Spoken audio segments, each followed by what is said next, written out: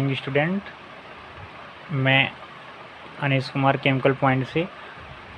हम लोग class 9th में साइंस वाली वीडियो देख रहे थे। तो साइंस में हम लोग बायोलॉजी का पोर्शन पढ़ रहे हैं, जिसमें फर्स्ट यूनिट हमारी चल रही है यूनिट ऑफ लाइफ यानी कि सेल। तो लास्ट वाली जो वीडियो हुई थी उसमें हमने आपको सेल के बारे में बता दिया, सेल के टाइप के बारे में बता दिया on the basis of nuclear organisation कि सेल के कितने टाइप होते हैं। तो हमने आपको 2 टाइप बता दिए हैं कि जो सेल है उसके 2 टाइप होते हैं। जो सेल है उसके 2 टाइप होते हैं। आज हम लोग बेसिकली इसमें डिफरेंस देखेंगे कि जो प्रोकार्योटिक सेल होती है, और यूकार्योटिक सेल है, उसमें बेसिकली डिफरेंस क्या होते हैं। तो difference between prokaryotic and eukaryotic cell. तो यहाँ पर हम देखेंगे, सबसे पहले देखिए हम साइड में लिख लेते हैं। इधर हम ये लिखेंगे कि कौन कौन से स्ट्रक्चर होते हैं। यहाँ पर ये स्ट्रक्चर कौन कौन से होते हैं सेल के अंदर, और यहाँ पर हम देखेंगे कि प्रोकार्योट के अंदर वो पाया जाता है कि नहीं। यहाँ पर देखेंगे यूकार्योट के अंदर पाया जाता है कि नहीं। तो यहाँ पर नंबर 1 देखेंगे हम कि अगर नंबर 1 देखें तो सेल वॉल की बात करें तो सेल वॉल ये प्रोकार्योटिक में बहुत ही थिन होती है, यानी कि कैसी होगी, ये पतली होगी।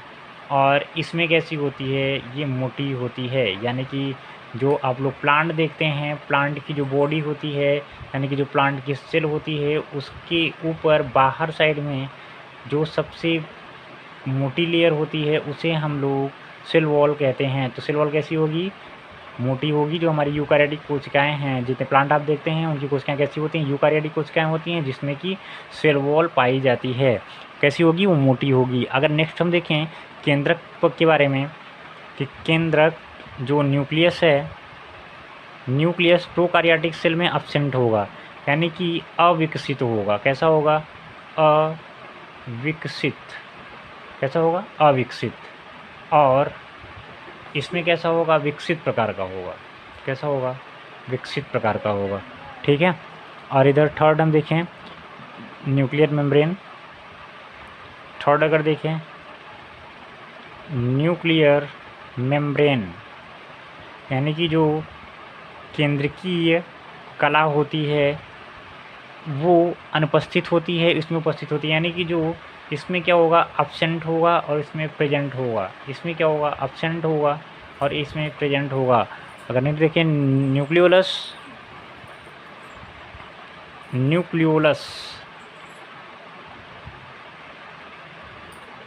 जो न्यूक्लियोलस है वो इसमें अब्सेंट होगी, इसमें प्रेजेंट होगी।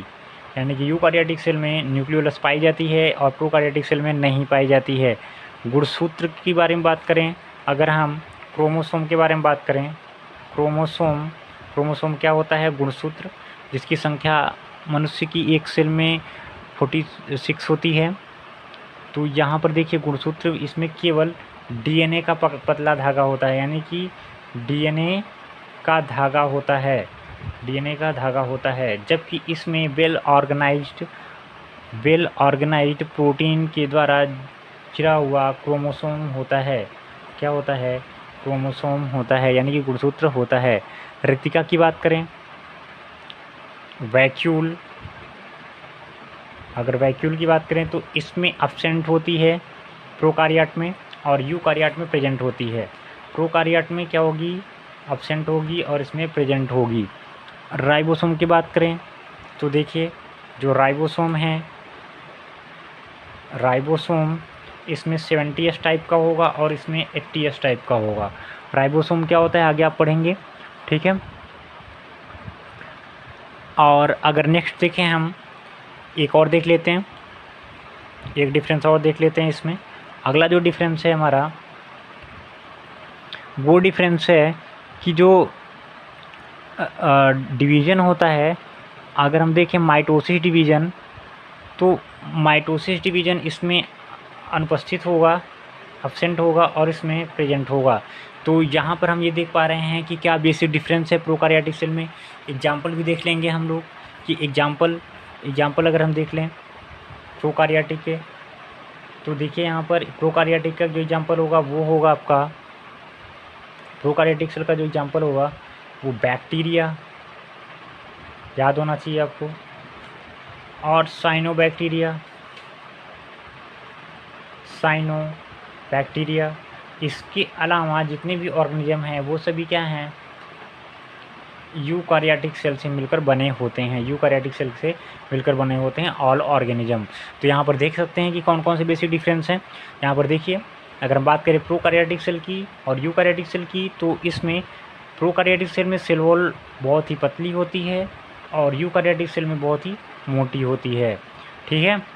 और इधर हम देखें अगर, तो न्यूक्लियस जो है प्रोकार्योटिक सेल में अविकसित होता है और यूकार्योटिक सेल में विकसित प्रकार का होता है। न्यूक्लियर मेम्ब्रेन, केंद्र की झिल्ली, केंद्र के बाहर पाई जाने वाली झिल्ली, तो केंद्र के बाहर पाई जाने वाली झिल्ली प्रोकार्योटिक सेल में एब्सेंट होती है, नहीं पाई जाती, और यूकार्योटिक सेल में प्रेजेंट होती है। अगर न्यूक्लियर मेम्ब्रेन की बात हो गई, अभी यहाँ पर हम लोग न्यूक्लियोलस की बात करें, केंद्रिका की बात करें, तो केंद्रिका इसमें एब्सेंट होगी प्रोकार्योटिक सेल में, क्योंकि जब केंद्र की अविकसित प्रकार का है तो उसमें न्यूक्लियोलस हो नहीं सकता है। तो यूकार्योटिक सेल में न्यूक्लियोलस प्रेजेंट होता है। क्रोमोसोम अगर बात करें हम, तो प्रोकार्योटिक सेल में केवल डीएनए का पतला धागा पाया जाता है, धागे पाए जाते हैं, कुछ सूत्र पाए जाते हैं, जबकि यूकार्योटिक सेल में ये वेल डेवलप्ड प्रोटीन से घिरे हुए डीएनए की संरचना पाए जाते हैं, जिसे हम लोग क्रोमोसोम कहते हैं। वैक्यूल की बात करें तो प्रोकार्योटिक सेल में वैक्यूल एब्सेंट होती है और यूकार्योटिक सेल में प्रेजेंट होती है।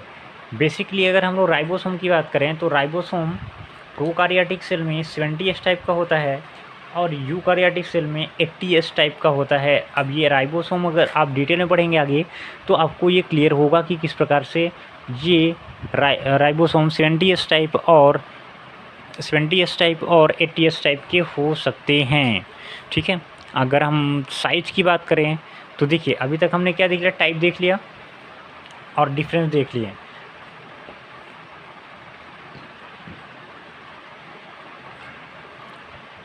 देखिए हम यहाँ पर अगर बात करें,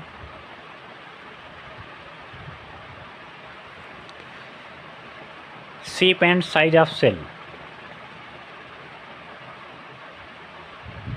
शेप एंड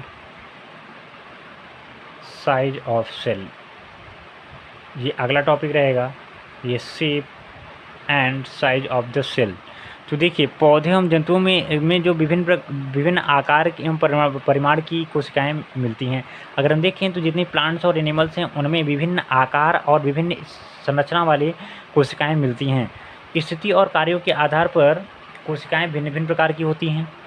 ये गोल हो सकती हैं, लंबी हो सकती हैं, अंडाकार हो सकती हैं, बेलनाकार हो सकती हैं, घनाकार हो सकती हैं, नालाकार हो सकती हैं, बहुभुजीकार हो सकती हैं, चपटी हो सकती हैं, कोणदार हो सकती हैं, आयताकार हो सकती हैं, फीताकार हो सकती हैं, तस्वीरनुमा हो सकती हैं, मतलब कुछ भी आकार की हो सकती हैं। It may be any shapes, ये किसी भी शेप में हो सकती हैं, ठीक है। जितने भी हैं, लंबा, गोल, अंडाकार, बेलनाकार, घनाकार, नालाकार, बहुभुजाकार, चपटाकार, कोणाकार, आयताकार, फीताकार, रसरीकार, जितने भी हैं ये सभी शेप में हो सकते हैं। जड़, तने एवं अन्य वृद्धि प्रदेश में प्रविभाजित कोशिकाएं समव्यासी होती हैं, यानी कि जड़ और तना जहाँ जहाँ पे वो ग्रोइंग फेज होता है, जैसे मान लीजिए कि एक प्लांट है ये, और इसमें ये इसकी जड़ है, ये इसकी जड़ है और ये इसका तना है।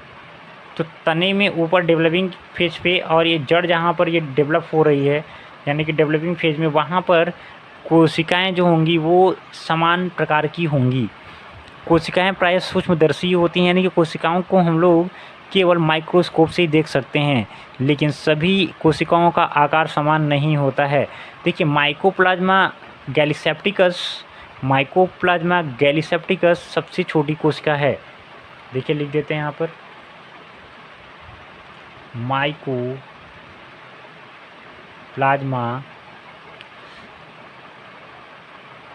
गैलीसेप्टिकम